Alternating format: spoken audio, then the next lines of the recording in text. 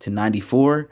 Guys like Jared Allen, Evan Mobley, and Spider were some of the main reasons as to why they won. But before we go into it, Cole, I wanted to get your reaction to Game 7. What did you see? What did you like? What did you not like? And I'm gonna bounce back, and then we'll just continue what's gonna happen. Yeah, I mean, as a fan, that was pretty neutral. The one thing I didn't like was that this was a 31 point blowout. Yeah, yeah, So yeah, I don't know. Game 6 and 7 of this series were we're kind of anticlimactic because of like the differential, but overall, I thought this was a really fun series.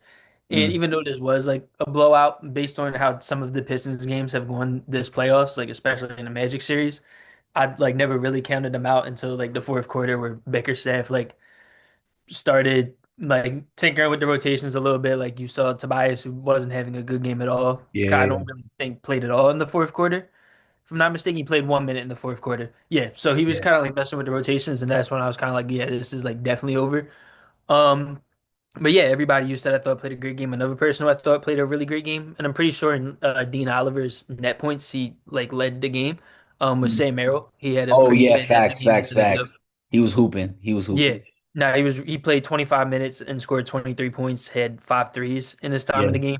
And yeah, that's something that's kind of impressed me about Cleveland these past couple years is like obviously they've had a big four with Donovan Mitchell, Evan Mobley, Jared Allen, and then whether that be Garland or Harden, depending on the year.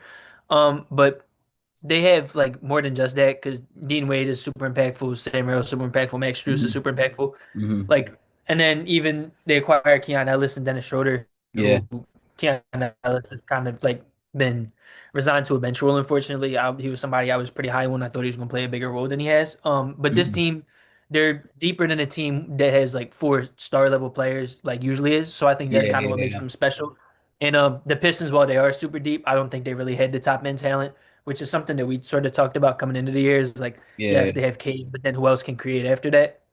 yeah, And then Tobias did a really nice job, like at the start of this series and last series, but kind of been the story of his career. It seemed like in the later stages of this series games, 6 and 7 especially, but also a little bit in game yeah. five and game four.